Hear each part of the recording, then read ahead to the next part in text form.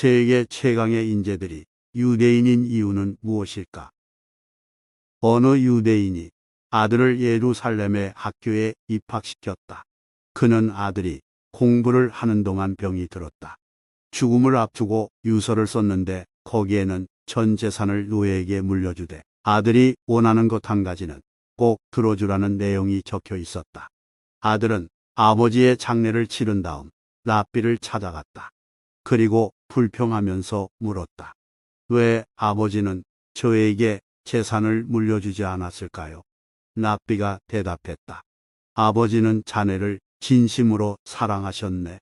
아들이 고개를 갸웃거리자 랍비는 이렇게 설명했다. 아버지가 유서에 그렇게 쓴 이유는 노예가 전 재산을 가지고 도망가거나 심지어 당신이 죽은 사실조차 자네에게 전해주지 않을지도 모른다고 생각했기 때문이네. 그래서 노예에게 전 재산을 주셨지. 그러면 노예가 기뻐서 자네에게 달려가 모든 사실을 알릴 것 아닌가? 아들이 말했다. 그게 저랑 무슨 상관이 있습니까? 랍비가 대답했다. 노예의 재산은 모두 주인 소유라는 것을 모르는가? 아버지는 자네가 원하는 것 한 가지는 꼭 들어주라고 유서에서 분명하게 말씀하셨네. 전 세계에 흩어져 사는 유대인은 모두 1,500만 명 정도라고 한다. 전 세계 인구 대비 0.25%에 지나지 않는다. 그렇지만 유대인들은 그동안 수많은 창조적 인재를 길러냈고 그 인재들이 세계의 역사를 움직여왔다. 이를 단적으로 보여주는 예가 있다. 1901년 노벨상이 시작된 이래 유대 민족은 가장 많은 수상자를 배출했다. 유대인인 노벨상 수상자는 경제학, 의학, 물리학, 화학, 문학 분야 등 역사상 유명한 유대인들이 너무 많아 일일이 거론하기조차 힘들다. 인류사에 큰 발자취를 남긴 인물들이 대부분 유대인이라는 사실이 경이롭게 느껴진다. 하지만 더 놀라운 점은 이처럼 막강한 유대인 파워가 과거의 일이 아니라 현재도 여전히 진행 중이라는 사실이다. 미국은 정치, 경제, 문화 등에서 유대인들의 손길이 닿지 않는 곳이 없다고 해도 틀린 말이 아니다. 이와 같은 상황은 미국뿐만 아니라 러시아에서도 비슷하게 나타나고 있다. 이렇게 세계 최강의 인재들을 키운 것은 유대식 가정교육을 몸소 실천한 그들의 부모였다. 자, 이제부터 유대식 가정교육이 어떻게 아이의 미래와 민족의 미래를 바꿀 수 있었는지 살펴보자. 탈무드를 모르면 비밀을 알 수 없다. 3명의 랍비가 팔레스타인으로 교육 사찰을 떠났다. 그들은 선생님이 없는 지역에 이르러 주민들에게 말했다. 이 도시를 지키는 사람을 보고 싶소. 그러자 그들은 군대의 호위병을 데려왔다. 랍비가 말했다. 이들은 도시를 지키는 자들이 아니라 파괴하는 자들이다. 주민들은 말했다. 그럼 도시를 지키는 자는 도대체 누구입니까? 랍비가 대답했다. 바로 가르치는 자이다. 그러니 그대들의 스승을 하나님을 섬기듯 섬겨라. 어느 남자가 유대인들의 자녀 교육의 비밀을 알고 싶어 했다. 한 사람이 그에게 구약 성경을 읽은 다음에 유대인에 대한 문헌을 살펴보라고 빗김해 주었다. 그는 그 사람이 일러준 대로 했지만 유대인의 비밀에 대해 감을 잡을 수 없었다. 그러던 중 유대인의 삶의 규범인 탈무드에 대해서 공부하지 않고서는 유대인을 알 수 없다는 사실을 뒤늦게 깨달았다. 그는 유대교의 랍비를 찾아갔다. 랍비는 그가 찾아온 이유를 듣고 이렇게 말했다. 자네는 탈무드에 대해 배우고 싶다고 하지만 아직 그것을 배울 자격이 없는 것 같군. 그는 단념하지 않고 랍비에게 간청했다. 저는 꼭 탈무드를 공부하고 싶습니다. 제발 기회를 주십시오. 랍비는 간청에 못 이겨 간단한 시험을 해보자고 하면서 이런 질문을 했다. 두 아이가 여름방학에 집의 굴뚝을 청소했다네. 한 아이는 얼굴이 새까맣게 되어 내려왔고 다른 아이는 깨끗한 얼굴로 내려왔다네. 자네는 두 아이 중 누가 얼굴을 씻을 거라고 생각하는가? 그는 자신 있게 대답했다. 그야 물론 얼굴이 새까맣게 된 아이겠지요. 그러자 랍비는 냉정하게 말했다. 그러기에 자네는 아직 탈무드를 배울 자격이 없다는 것일세. 그가 고개를 갸웃거리며 바라보자 랍비는 이렇게 설명해 주었다. 두 아이가 굴뚝 청소를 했는데 한 아이는 깨끗한 얼굴로 다른 아이는 까만 얼굴로 내려왔네. 얼굴이 까맣게 된 아이는 얼굴이 깨끗한 아이를 보면서 자기 얼굴도 깨끗할 거라고 생각하겠지. 하지만 얼굴이 깨끗한 아이는 얼굴이 까맣게 된 아이를 보면서 자기 얼굴도 더럽다고 생각하고 씻으려고 할 걸세. 이야기를 듣고 난 후 그는 큰 소리로 말했다. 그렇군요. 한 번만 더 시험해 주십시오. 랍비는 동일한 질문을 던졌다. 두 아이가 굴뚝 청소를 했는데 한 아이는 얼굴이 새까맣게 되어 내려왔고 다른 아이는 깨끗한 얼굴로 내려왔네. 자네는 두 아이 중 누가 얼굴을 씻을 거라고 생각하는가? 그는 이미 정답을 알고 있었으므로 자신 있게 대답했다. 얼굴이 깨끗한 아이가 씻겠지요. 그러자 랍비는 퉁명스럽게 말했다. 그래서 자넨 아직 탈무드를 배울 자격이 없다는 것일세. 그는 이상하다는 듯이 말했다. 좀 전에는 얼굴이 깨끗한 아이가 먼저 씻는다고 말씀하시지 않았습니까? 랍비가 미소만 짓고 아무 말이 없자 그는 매우 낙심하면서 말했다. 그럼 탈무드에서는 그 정답을 뭐라고 하는지요? 랍비는 이렇게 말했다. 그야 물론 두 아이가 모두 씻어야지. 같이 굴뚝 청소를 했는데 한 아이의 얼굴은 까맣고 다른 아이의 얼굴은 깨끗하다는 것이 말이 되는가? 배움이라는 뜻을 가지고 있는 탈무드는 유대교의 율법과 전통 지혜 등에 대해서 구전되어 오던 것을 율법학자들이 해설을 붙여 집대성한 것이다. 그것은 랍비들이 토론을 통해 역사, 법률, 경제, 지리, 과학, 의학 등의 통찰을 기록한 방대한 책이다. 탈무드는 그냥 읽기만 하면 되는 것이 아니라 그 속에 담긴 참된 의미를 파악하고 마음에 새겨야 한다. 그래서 보통 1시간 수업을 받으려면 적어도 4시간 이상의 학습 준비를 해야 한다. 탈무드 수업에서 교수는 가르치지 않고 큰 줄기만 이야기해주며 공부의 방향만 제시해준다. 유대인들에게 있어 권위는 탈무드를 어느 정도 연구했느냐가 그 척도가 된다. 따라서 탈무드를 가장 많이 연구한 랍비는 유대인들에게 최고의 권위를 인정받는다. 랍비란 스승이라는 뜻이다. 유대교를 이끄는 랍비는 유대인들의 교사이자 재판관이며 때로는 부모 역할을 맡기도 한다. 유대인 사회에서는 랍비가 공동체의 중심에서 스승 역할을 하며 공동체를 이끌고 있다.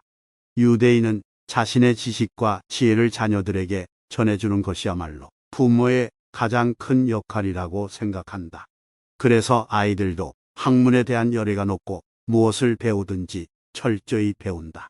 유대인들이 노벨상 등 여러 분야에서 특출한 인재를 많이 배출하는 이유는 유대인 부모들의 이런 전통적인 교육법에 그 비밀이 담겨 있다고 할 것이다. 우리나라 아이들에게 공부는 왜 하니, 공부하는 목적이 뭐니라고 물으면 좋은 성적을 받아서 좋은 대학 가려고요라고 대답하는 아이들이 있다. 이렇게 말하는 아이는 그나마 솔직한 편이다. 다른 아이들은 별걸 다 묻는다고 생각하는지 입을 꾹 다물어 버린다. 공부하는 목적, 삶의 목적을 한마디로 말하지 못하더라도 우리는 행복을 추구하면서 산다. 결국 공부하는 목적도 행복하게 살기 위해서이다.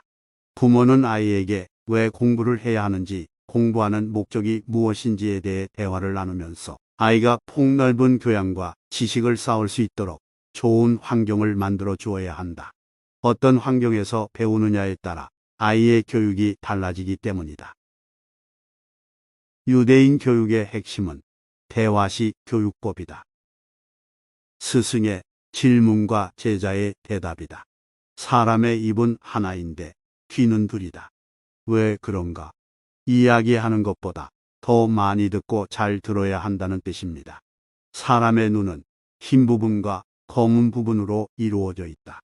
그런데 왜 검은 부분으로 세상을 보는 것인가?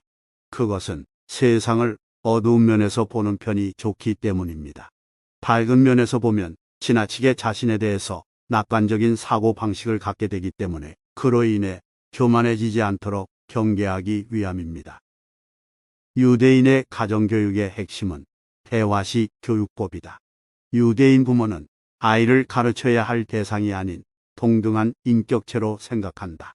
그래서 어른과 똑같이 아이들과도 토론을 즐긴다.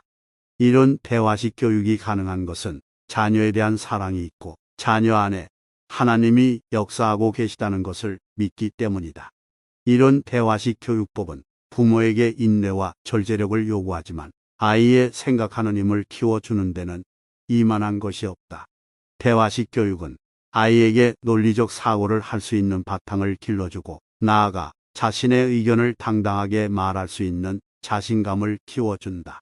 학교에서도 마찬가지다. 유대인들의 교육 과정은 아이들의 인성과 창의력, 지혜를 개발하는 데 중점을 두고 있다. 아이들은 자유로운 분위기에서 대화를 나누며 문제의 핵심에 접근하고 창의적인 해결 방안을 내놓기도 한다. 여기에는 누가 옳고 누가 그른 것이 없기 때문에 아이들은 논리적인 사고력을 마음껏 키워나갈 수 있다. 교사는 아이들에게 질문할 때 단순한 지식을 묻거나 정답 맞히기식 질문을 하지 않는다. 아이들이 고정관념에서 벗어날 수 있도록 왜 그럴까에 초점을 맞춰 질문하는데 그것은 아이들에게 합당한 이유와 근거를 말하도록 유도하기 위한 것이다. 예를 들어 이런 질문들이다. 사람들은 눈치를 많이 보는데 왜 그럴까? 물에 빠진 사람을 보았는데 수영을 못한다면 어떻게 해야 할까? 아이들은 이런 질문을 받으면 스스럼 없이 자신의 생각을 말한다. 유대인들은 어릴 때부터 이런 대화식 교육을 받기 때문에 기존의 통념에 구애받지 않는다. 생각의 범위를 제한하지 않고 자유롭게 대화하는 교육은 창의성 높은 인재를 배출해내는 바탕이 되었다. 아이가 무언가 질문을 하면 아이가 더 대화하고 싶은 흥미를 갖도록 해주어야 한다. 어른에게는 당연한 일들도 아이의 눈에는 당연하지 않기 때문에 왜라는 질문이 나오고 아이가 논리적으로 생각하려는 것이 왜라는 질문으로 나타나는 것이다. 아이가 질문을 하면 칭찬을 해주고 아이와 차근차근 대화를 풀어나가는 게 좋다. 아이의 의문에 모두 정확하게 대답해 주어야 한다는 것이 아니다. 아이와 대화를 나누면서 아이가 점차 논리적인 사고를 할 수 있게 도와주라는 것이다. 논리적인 사고력을 제대로 키우지 못한 아이는 어른이 되어서 많은 어려움을 겪는다. 가령 의사결정을 제대로 못하거나 문제 해결력이 뒤떨어지거나 갈등이 생겼을 때 해결책을 찾지 못하게 된다. 아이가 그런 사람이 되지 않기를 바란다면 어렸을 적부터 꾸준히 대화를 하면서 자신의 생각을 당당하게 말할 수 있도록 해주어야 한다. 말 없는 아이는 잘 배울 수 없다. 제자가 존경하는 스승과 대화를 나누고 있었다. 경건한 자가 사람들에게 올바르게 살도록 강권하지 않는 것은 무슨 까닭입니까? 스승이 말했다. 그들은 항시 착한 일을 행하고 올바르게 살도록 사람들에게 권하고 있지 않느냐? 제자가 말했다. 그러나 악한 자가 사람들이 악한 짓을 하도록 유혹하는 쪽이 훨씬 강한 힘을 가지고 있으며 또 사람들이 악한 것을 하도록 깨어 패거리를 늘리고자 우리보다도 더욱 열심히 하고 있습니다. 스승이 말했다. 올바른 일을 행하고 있는 사람은 혼자 걷기를 두려워하지 않는 법이다. 그러나 나쁜 짓을 하는 자는 혼자 걷기를 두려워하기 때문이지. 우리나라의 부모들은 아이가 얌전하다는 말을 들으면 착하다, 예의 바르다 등의 평가를 듣는 것이라 여긴다.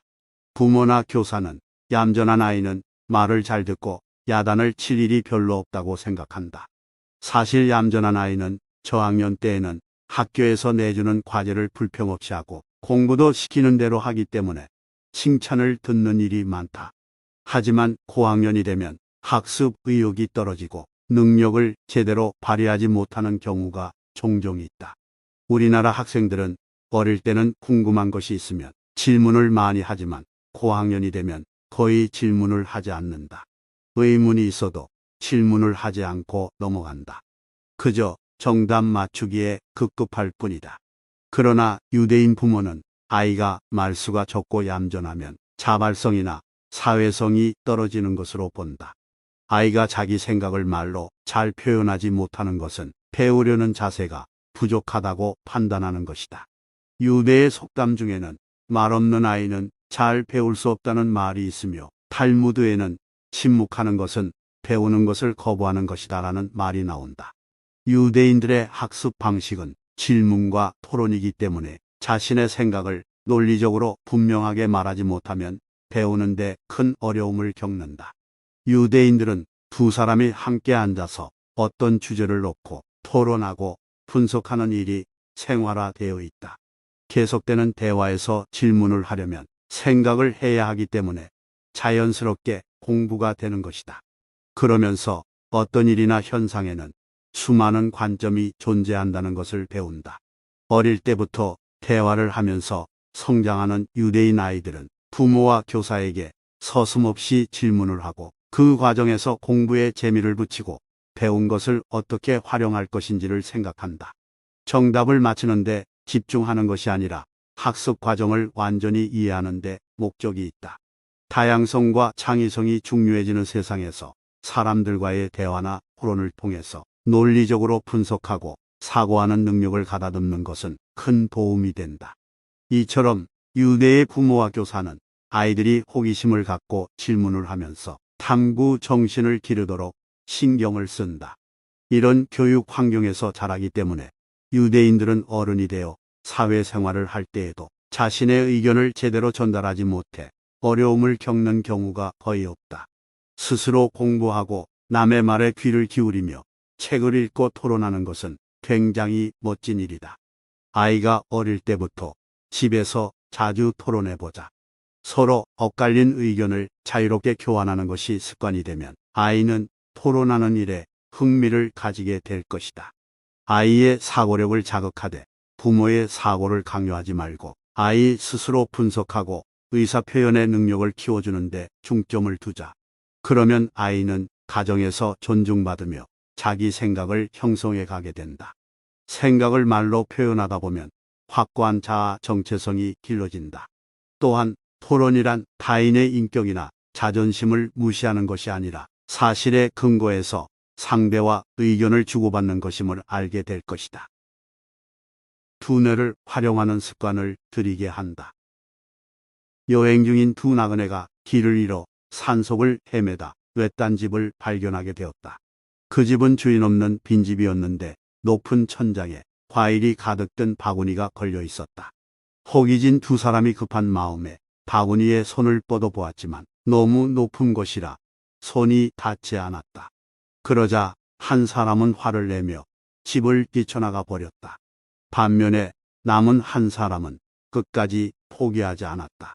몸을 움직이기도 힘들 만큼 허기진 상태였지만 천장에 매달려 있으니 누군가 그것을 매달았을 거고 그러니 내릴 수 있는 방법이 있을 거야라고 생각하고 집안을 샅샅이 뒤져 마침내 사다리를 찾아냈다.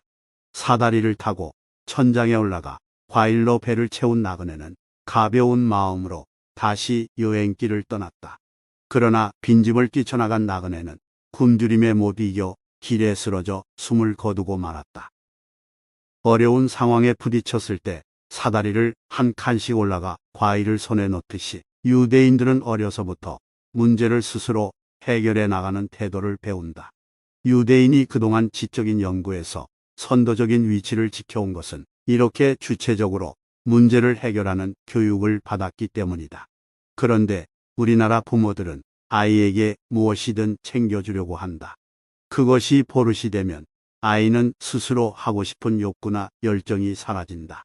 아이가 과제물을 해결하지 못하면 어떤 부모는 아이 대신 해주거나 답을 알려주는데 그러면 아이는 어려운 문제, 힘든 일이 있으면 하기 싫고 귀찮아서 부모에게 의존하게 된다. 그래서 우리나라에는 학습성 무력증에 빠진 아이들이 꽤 많다. 그런 아이들은 긍정적인 방식으로 문제를 해결하지 못하고 자신감도 많이 부족하다. 그저 부모가 자기들의 문제를 대신 해결해 주기만을 바랄 뿐이다. 아이 스스로 문제를 해결하는 힘을 키워주고 싶다면 인내심을 가지고 아이와 대화하면서 문제를 풀어나가야 한다. 그래야 아이에게 자립심과 독립심을 길러줄 수 있고 스스로 문제를 해결하는 힘이 생겨날 수 있다. 문제를 해결하는 능력을 키워주지 않는다면 아이들은 삶의 위기에 부딪혔을 때 거기서 헤어나오지 못할 수도 있다. 유대인은 어려서부터 두뇌를 사용하여 문제를 창의적으로 해결하는 것을 배운다. 어릴 때부터 받는 가정교육과 학교 교육의 시스템은 두뇌를 사용하는 것에 알맞게 짜여 있다. 유대 학교에서는 과제물을 내줄 때 많은 자료를 수집하게 하고 그 자료들을 적절하게 정리, 평가, 종합하여 스스로 과제를 완성하도록 만든다. 과제물을 평가하는 기준도 자료를 어떻게 가공하여 창의적인 의견을 내놓았는지에 중점을 둔다. 유대인이 지혜로운 것은 머리가 좋다기보다는 평상시의 두뇌를 잘 활용할 수 있도록 훈련받은 결과라고 볼 수 있다. 탈무드에는 물고기 한 마리를 주면 한 끼를 먹을 수 있지만 물고기를 잡는 방법을 가르쳐 주면 평생을 먹고 살 수 있다는 말이 있다. 그래서 유대인들은 지식 자체를 가르치기보다는 학문을 배우는 방법, 지식을 얻는 방법을 가르치는데 더 주안점을 두어 훨씬 유용하고 효율적으로 공부를 하게 유도한다. 아이들은 현명한 판단력과 분별력을 키워가는 과정에 있다. 아이에게 이렇게 해라, 저렇게 해라 지시하지 말고 스스로 생각할 수 있도록 지도해 주어야 한다. 부모는 아이에게 각각의 과제나 어려움을 해결할 수 있는 자신감을 심어주고 어떻게 하면 좀 더 효과적으로 지식과 두뇌를 활용할까에 대해 생각하고 방법을 찾도록 해야 한다. 그러면 아이들은 기존에 해오던 방식에서 탈피하여 창의적인 방식으로 문제를 해결하는 힘을 키울 수 있을 것이다. 자녀를 가르치기 전에 눈에 감긴 수건부터 풀어라. 하나님은 말씀하셨다. 나는 나의 형상과 특징에 따라 인간을 만들었다. 신체적으로 인간과 천사는 구별되는 점이 없다. 하지만 인간은 동물과 마찬가지로 출산을 한다. 만약 내가 창조한 인간이 동물과 같다면 그들은 영원히 살지 않고 죽을 것이다. 만약 내가 창조한 인간이 천사와 차이가 없다면 그들은 영원히 살 것이다. 따라서 나는 동물과 천사의 두 가지 특징을 섞어서 인간을 만들었다. 만약 그들이 죄를 범한다면 죽을 것이고 그들이 죽는다면 내세에서 영원히 살 것이다. 우리의 몸은 하나님의 걸작이며 이는 하나님의 무한한 미덕과 무궁한 지혜를 보여준다. 모든 사람은 서로 다른 개성을 가지고 있는데 이는 인간이 미덕과 지혜로 기적을 만들어내는 존재임을 보여주고 하나님의 위대함을 증명해준다. 아이의 개성을 인정하지 않고 존중하지 않는 부모는 남들이 교육하는 것은 모두 따라해야 불안감을 떨쳐낼 수 있다고 생각한다. 그래서 월요일부터 토요일까지 학습 시간표를 빽빽하게 짠 다음에 이 학원 저 학원으로 끌고 다니면서 아이의 학습을 통제한다.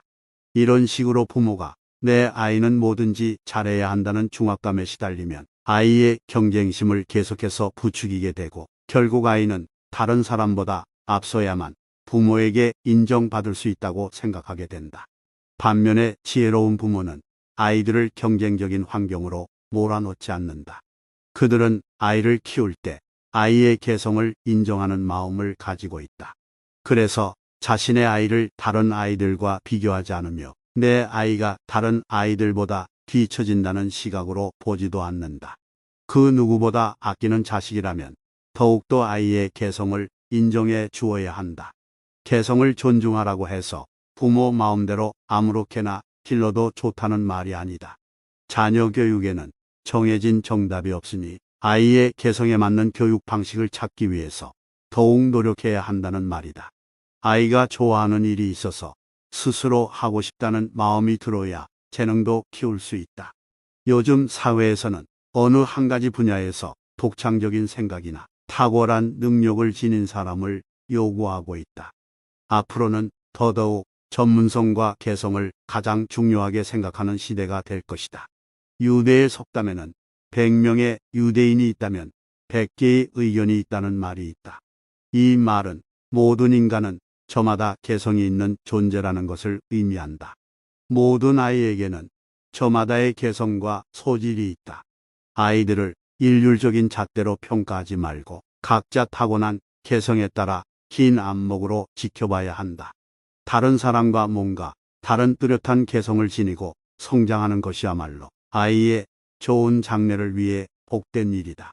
또한 저마다 남과 다른 능력을 지니고 있다면 모든 인간은 서로의 능력을 인정하고 존중하며 함께 살아갈 수 있다. 이것이 바로 유대인 부모들이 기본적으로 가지고 있는 교육에 대한 생각이다. 그들은 아이들의 배움과 성장을 돕는 데 있어서 아이들 각자에게 맞는 양육법에 관심을 기울인다. 탈무드는 자녀를 가르치기 전에 눈에 감긴 수건부터 풀어라라고 조언한다. 많은 부모들이 아이의 특성과 개성을 무시한 채 부모의 기대와 바람만 앞세우는 경향이 있음을 지적한 말이다. 이렇게 엇나간 부모의 사랑처럼 애처로워 보이는 것도 없다. 유대인 부모들은 하나님이 자녀들에게 남과 다른 달란트를 주신 것을 믿는다. 그래서 자녀가 하나님이 택한 사람처럼 살고 하나님이 주신 달란트를 최대한 살려서 행복하게 살기를 바란다. 때문에 유대인 부모는 하나님의 말씀을 새기고 그 말씀대로 사는 것을 교육의 최우선 목표로 삼는다. 아이에게는 자기만의 개성이 있고 그 개성에 좋고 나쁨은 없다. 각기 다른 개성은 그 아이만의 매력이므로 자신의 개성을 소중히 여기도록 배려해 주어야 한다. 부모가 아이의 개성을 존중하면 아이는 자기의 개성을 더 발휘하려고 노력할 것이다. 이상이 없는 교육은 미래가 없는 현재와 같다. 어떤 마을 사람들이 랍비에게 열심히 공부만 하는 아이를 이렇게 소개했다. 이 아이는 어찌나 열심히 공부를 하는지 밥 먹을 때도 책을 읽고 잠자기 전에도 책을 본다고 합니다. 이 말을 듣고 랍비는 대답했다. 아마도 이 아이는 아는 것이 많이 부족할 것입니다. 랍비의 말을 들은 마을 사람들이 그 이유를 묻자 랍비는 이렇게 말했다. 책만 읽고 생각할 시간을 못 가지니 어찌 아는 것이 있겠습니까? 유대인 가정에서는 안식일에 가족이 한자리에 모여 성경이나 탈무드를 통해 신선한 생활의 지혜를 배운다. 유대인 부모는 민족의 지혜를 읽게 하고 이야기를 들려준다. 아이들은 부모의 이야기를 들으면서 생각하는 힘을 기른다. 뇌 생리학에서는 뇌세포를 활성화시키는 방법은 뇌를 여러 방법으로 자주 사용하는 것이라고 한다. 유대인 부모처럼 매일 이야기를 들려주고 생각하는 시간을 갖게 하는 것은 매우 좋은 방법이다. 의식적으로 뇌를 사용하여 뇌세포가 활성화되고 뇌 근육이 단련되면 뇌가 좋아진다. 특히 아이들에게 권장할 만한 뇌세포 활성화 방법은 부모에게 이야기를 들은 후에 머릿속으로 스토리를 다시 전개해 보거나 또 다른 스토리로 연상해 나가는 것이다. 연상을 하게 되면 신경세포가 서로 연결되어 발상력이 생겨난다. 또한 이렇게 한 가지에 몰두하여 생각을 하면 자연스럽게 집중력도 길러진다. 아이들에게 어릴 적부터 이런 교육을 하면 성장하면서 창의적으로 생각하는 좋은 습관이 된다. 유대인 중에 유난히 독창적인 업적을 남긴 사람들이 많은 것은 그들이 생각하는 힘을 강조한 교육 때문일 것이다. 유대인들은 이상이 없는 교육은 미래가 없는 현재와 같다는 교육관을 가지고 있다. 유대인의 이상은 신이 축복하는 세상을 만드는 것이다. 그래서 유대인은 좋은 세상을 만드는 것이 곧 신의 정의를 행하는 것이라고 생각한다. 그들은 신이 축복하는 좋은 세상을 만들기 위해 자녀들에게 그런 이상을 추구하도록 가르친다. 부모에게 이 세상을 보다 나은 것으로 만들어야 한다는 가르침을 어려서부터 수없이 되풀이해 듣고 성장한 까닭에 유대인들 중에는 세상을 개혁한 사람들이 많이 배출되었다. 그들은 축복받기를 원한다면 축복을 내리시는 하나님이 나를 인정하게 해야 한다는 가르침을 잊지 않는다. 아이 스스로 이야기의 교훈을 생각하게 한다. 어떤 상인이 도시로 물건을 사러 갔다. 며칠 후에 할인 판매가 있다는 사실을 알고 그는 그때까지 기다렸다가 물건을 사서 가기로 했다. 그는 많은 돈을 가지고 있었기 때문에 그것을 도둑맞을까봐 불안했다. 그는 조용한 곳으로 가서 그 돈을 전부 땅에 묻었다. 그런데 다음 날 그곳에 가보니 돈이 없어졌다.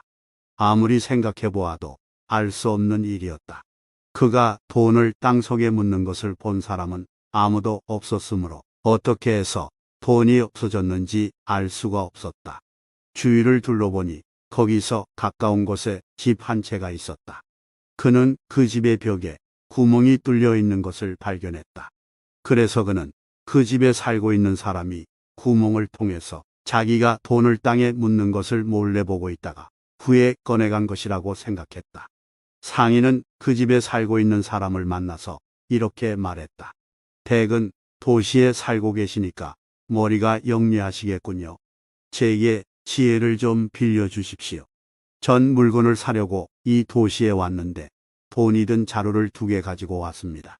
한 자루에는 은하 500개가 들어있고 다른 자루에는 은하 800개가 들어 있습니다. 저는 작은 자루를 남몰래 어느 곳에 묻어 두었습니다. 그런데 나머지 큰 자루도 땅 속에 묻어 두는 것이 좋겠습니까? 아니면 믿을 만한 사람에게 맡기는 것이 좋겠습니까? 그 집에 살고 있는 사람이 말했다. 나라면 아무도 믿지 않겠소.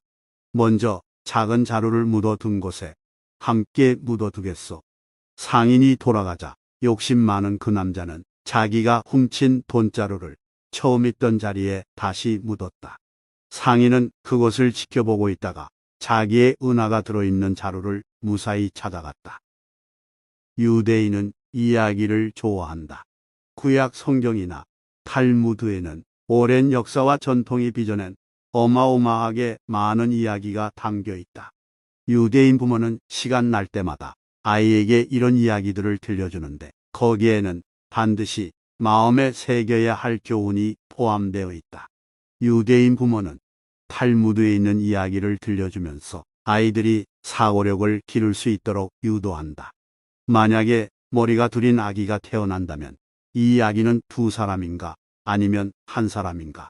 아이들은 이런 질문을 듣고 갖가지 대답을 한다. 유대인 부모는 아이들의 대답을 잠자코 듣고 있다가 탈무드에서는 어떻게 말하는지 알려준다. 뜨거운 물을 한쪽 머리에 부었을 때 양쪽 다 비명을 지르면 1사람이고 한쪽만 비명을 지르면 2사람이다. 그러면서 부모는 이 이야기를 통해 세계 여러 지역에 흩어져 사는 유대인들 중에 고통을 받거나 어려움에 처한 사람이 있다는 소식을 들었을 때 함께 고통을 느끼면 유대인이고 그렇지 않으면 유대인이 아니라는 교훈을 아이들 마음에 심어준다. 유대인들은 단 한 가지의 정답을 찾아내는데 의미를 두지 않는다. 이야기 하나를 듣더라도 다양한 생각을 해보고 거기에서 삶의 지침으로 삼을 만한 교훈을 얻으려고 한다. 유대인들은 많은 이야기를 듣고 자라면서 환경에 굴복당하지 않고 주도적인 삶을 살기 위해서는 내면의 성장이 필요하다는 것을 실감한다. 그래서 과거에 일어났던 일에서 교훈을 찾아내고 실수와 실패를 통해서 배우고 그것을 자기만의 가치 있는 자산으로 삼는다. 또한 자신의 상식과 통념을 검증해 보면서 올바른 지식과 지혜로 바꿔나간다. 지혜로워야 지식도 제대로 활용할 수 있다. 크게 장사를 하는 어느 상인이 짐을 가득 실은 여러 대의 마차를 이끌고 여행을 하고 있었다. 그런데 눈이 내리기 시작하여 광야는 금방 눈에 덮였고 마차들은 눈길 속에서 길을 잃었다. 상인은 마을로 가는 길을 잃어 숲속으로 들어섰고 실컷 고생한 끝에 가까스로 마을로 가는 길을 찾아낼 수 있었다. 그때 상인은 깊은 한숨을 쉬며 한탄했다. 그러자 상인 옆에 앉아있던 마차꾼이 물었다. 길을 찾았는데 왜 그리 한탄을 하십니까? 상인이 말했다. 나는 지금까지 길을 잃었던 적이 여러 번 있었네. 그때마다 고생 끝에 바른 길로 되돌아가야 했지. 마차를 한 대밖에 몰지 않는 자네는 아마 잘 이해하지 못할 거야. 마차 한 대가 길 위에 남기는 바퀴 자국은 바람이나 눈으로 금방 지워지네. 그러나 이렇게 무거운 짐을 실은 여러 대의 마차가 길을 잘못 들면 바퀴 자국이 깊게 날 것이 아닌가. 그러면 앞으로 또 얼마나 많은 마차가 그것이 바른 길인 줄 알고 내 바퀴 자국을 따라오다가 길을 잘못 들 것인가.